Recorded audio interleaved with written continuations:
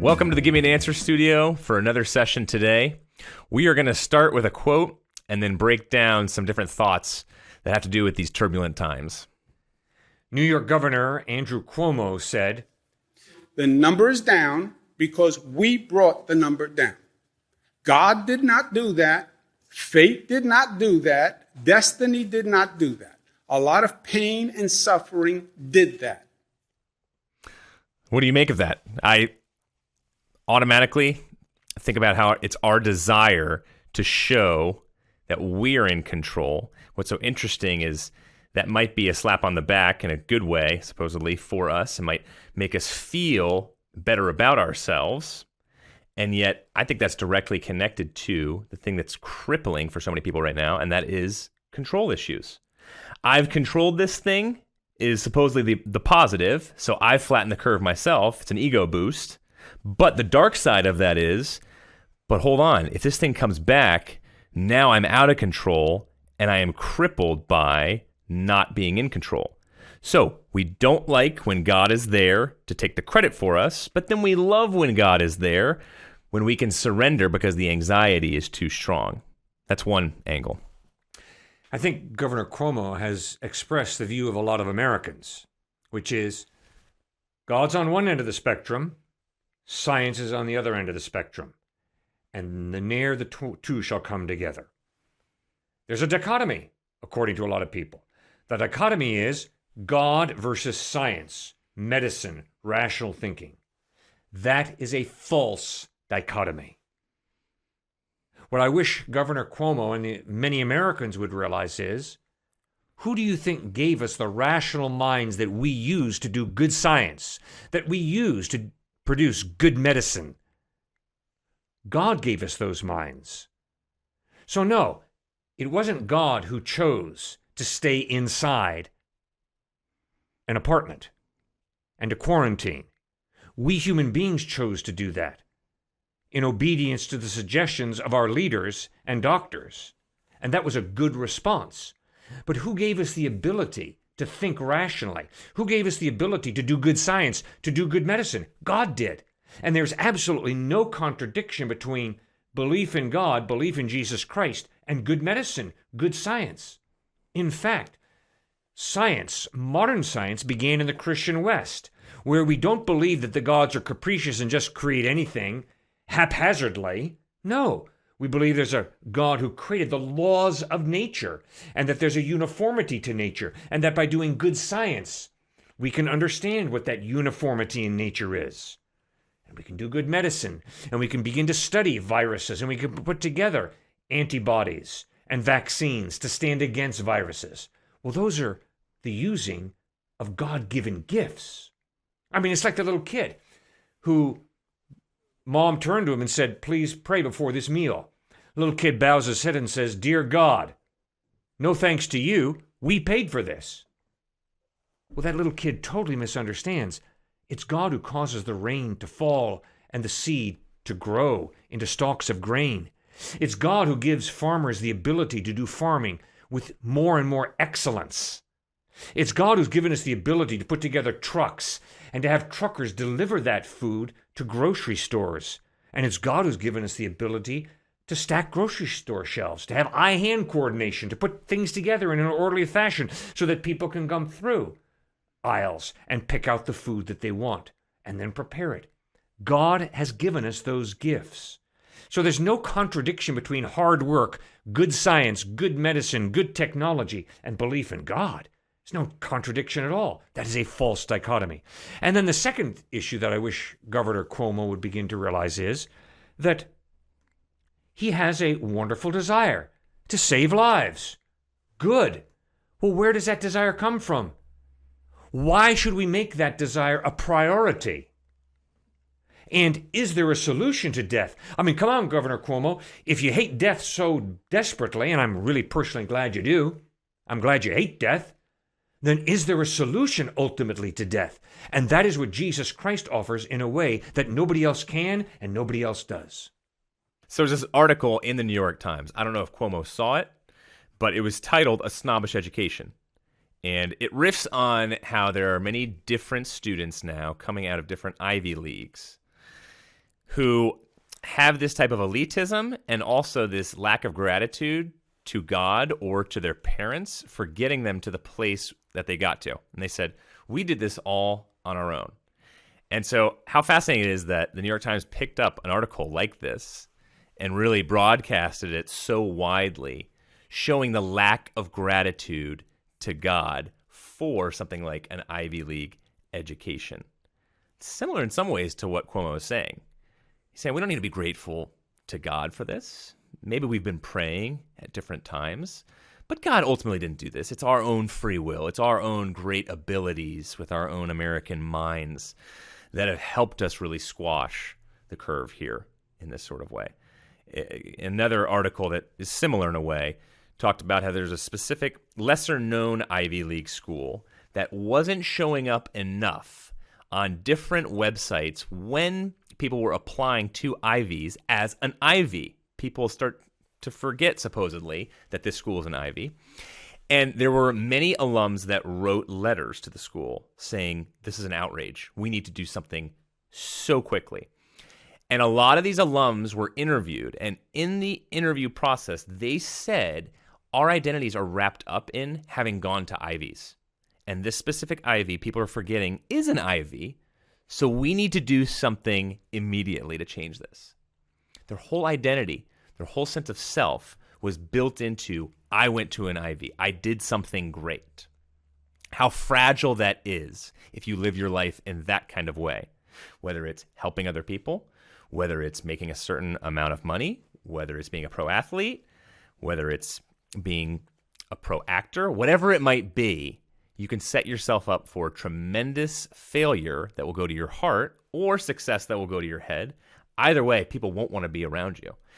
And Cuomo getting to this point of saying that it's only us who did it, I think buys into a snobbish education. That whole type of air where unfortunately we are headed towards as a country of no longer gratitude towards God for many different reasons. Instead, it's gratitude towards ourselves because of what I have done. How do you take it a step further in terms of, because I think of humanism with what you said last, in terms of we are good people. We are great people. We don't need God in order to do these kind of things. Because I think of that as appealing to selfish desires. If we don't need God to act, if we don't need God to sacrifice, isn't that all a selfish desire then to help somebody else? And is that okay? In 1636, the Board of Trustees at Harvard College wrote, "Let every student be plainly instructed and earnestly pressed to consider well that the main end of his life is to know God and Jesus Christ, and therefore to lay Christ in the bottom as the only foundation of all sound knowledge and learning." Harvard Trustees, 1636. Why is that so important? To lay Christ in the bottom as the only foundation of all sound knowledge and learning. Because human value is based on God creating us in his image. If next week highly evolved aliens were to land on the planet and were to start eating human beings the same way that we eat cattle, would we have a moral problem with that? If so, what would be the basis for that moral problem? The bankruptcy of secular humanism is human beings are valuable. Really? Why? If a more highly evolved alien arrives next week on planet Earth and starts devouring us the way we devour hamburgers, would we have a moral problem with that? If so, why? Why is human life valuable? Humanism says it's valuable because it's valuable. Really? You really want to go down that path? It's valuable because it's valuable because it's valuable because it's valuable because I say so. Because we say so. Friend, that is ultimately an illusion. That's ultimately a fantasy. If you and I are simply highly evolved monkeys, then there is no innate human value. If you close the universe and reduce it to simply matter and energy, if there is no God who creates us for a purpose, who gives us innate significance and value. If it is true that we simply give ourselves value, well, if the alien arrives next week who's more evolved than we are and begins to serve us up for lunch and dinner the way we serve up cattle for lunch and dinner, is there something wrong with that? No, because it's all relative. There is no innate basis for the value of a human life. It's we give ourselves value. Well, that's great. Why? Because we're arrogant? Because we want to preserve our own lives? Because we're self-centered? No. According to Jesus Christ, we're valuable because God created us for a purpose, which means God gave us value, innate value, that has nothing to do with what we think of ourselves. A few people have recently, in a pretty angry way, written on the Give Me an Answer wall, value is subjective, though. There's no objective sense of value. But again, it's to your point, there's problems with that. So if I gain my own sense of value because I make more money than you, because my skin color is different than yours, because my gender is different than yours, because I'm on this side of the train tracks and you're on the other side, okay, that's subjective value. Let's say you're right. There are problems if you are right. Look no further than in our country today, which is becoming more godless in many ways, but look back to the Roman Empire. Read the book Dominion that came out recently by Tom Holland. What are all the things that were happening before the Christian faith came on the scene? How were slaves treated? How were those who made less money treated? How were those who were not born into certain families treated? If you want to talk about subjective value, that's totally fine. But just realize the consequences and the implications that are going to come about from such a premise. And if we look at Galatians 3:28, that in Christ there is neither Jew nor Gentile, slave nor free, male nor female. That, what Paul said right there in Galatians 3:28, was exactly the theme that started to change the Roman Empire, really changed the world for the better, because it was a type of objective value where God gave us our value, that there's Christ, little Christ in all of us, that is indelible, that no one can take away, no matter if you are handicapped or if you are Bill Gates. Does not matter the IQ level. That objective value, I want to be hanging around somebody who has that type of understanding rather than someone who has a subjective value, who you're going to see at a cocktail party only hanging out with certain groups of people who can get them to higher places or get them looking better than if they were hanging out with other groups of people. That objective value is so crucial for a Christian to really hold on to meditate, to search for throughout the scriptures on a really regular basis. Now, I think there's also a connection here, though, with what Cuomo said and with what others have said, where there is a slight anger towards God. Some of it's subconscious, some of it's in the conscious. And Sam Harris, for example, has said on numerous occasions, if I had a magic wand and I could wipe away either rape or religion, in a heartbeat, I'd wipe away religion. That type of anger towards religion, towards God, I believe a lot of it's unfounded, and yet we see it on a regular basis on college campuses. What's your response to it? I really appreciate the fact that Chris and Andrew Cuomo come out of a strong Catholic background. I have the utmost respect for St. Francis of Assisi, the way he trusted Christ and lived a life of amazing compassion for hurting people, just is off the charts amazing. Mother Teresa is one of my personal heroes. What an amazing woman of faith who labors among the dying in Calcutta, India, and brings the compassion of Christ to them. I think the challenge for Andrew and Chris and for Stuart and for Cliff is to take Jesus more seriously and to apply Jesus to every area of our lives, including our thinking, how we think through issues. I know that I have to grow in that area, and it's not easy. So I'm very grateful for the Catholic heritage that has been passed down to the Cuomo brothers, and I respect the Catholic Church highly. Does that mean that I agree with what the Catholic Church has done for the past almost 2,000 years? No, obviously not. I don't agree with the Protestant Church either. I'm a follower of Jesus Christ. I'm not a follower of a Protestant denomination or a Catholic church. I'm a follower of Jesus Christ. Why? Because the evidence is that the church is populated with broken, sinful people like me. And to follow broken, sinful people is not a wise idea. To follow Jesus Christ, to follow the living God, that is a very, very wise decision. So a lot of listeners or people just who engage with Give Me an Answer, who are atheists looking from the outside in, pick on that idea. So it's really important that you just stated it yourself. They will say organized religion is dying on the vine here in the U.S. They're right in some ways, very wrong in other ways, if you look at it statistically. But even more importantly, they say religion is so divisive.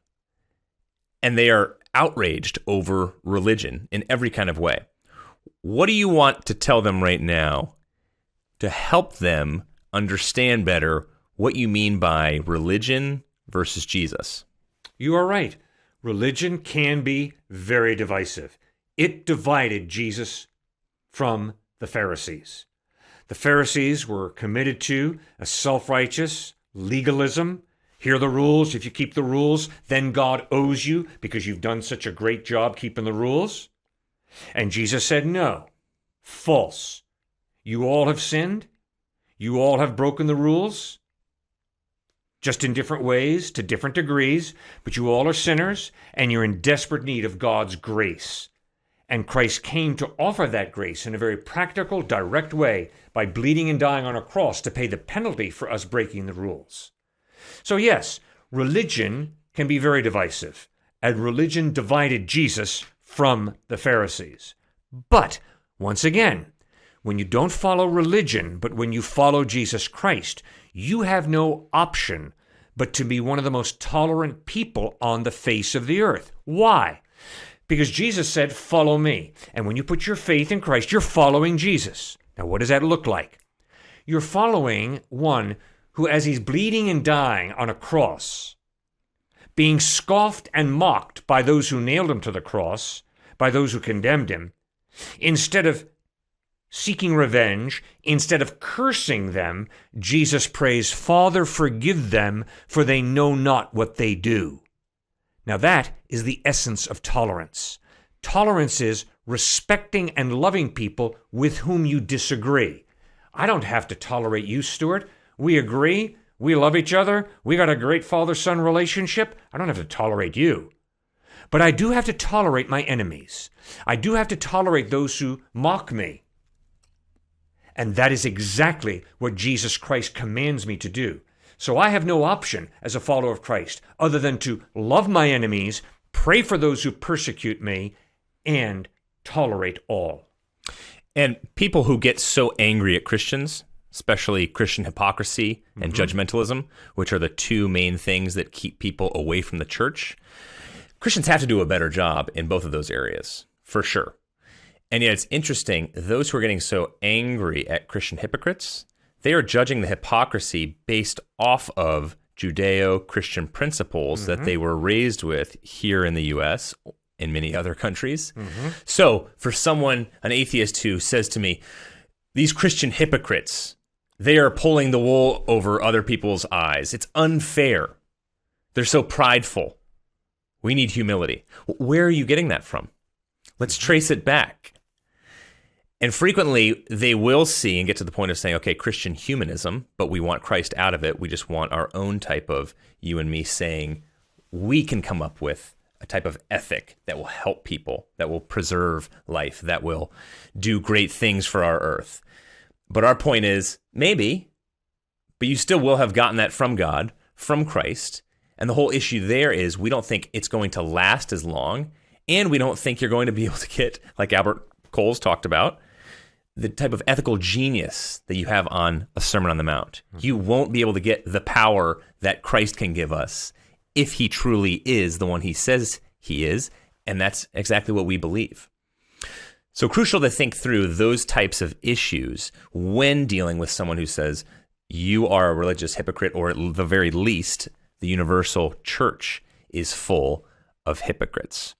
Sam Harris, when he talks about how if he had a magic wand and could have the choice to wipe away either rape or religion from the face of the earth, he would choose religion. That right there shows that there is so much anger behind this whole discussion that we have to step back and say exactly what you said. Who is Jesus Christ? How do you make Jesus Christ look beautiful, look tantalizing to someone who's wanting to blast religion? And someone who wants to blast religion is somebody who looks at the Twin Towers, who looks at what's gone on in the Catholic Church in terms of pedophilia, versus, like you said, someone whose own closest friends are falling asleep on him at the greatest hour of his need, potentially in his entire life, falling asleep on him 3 times.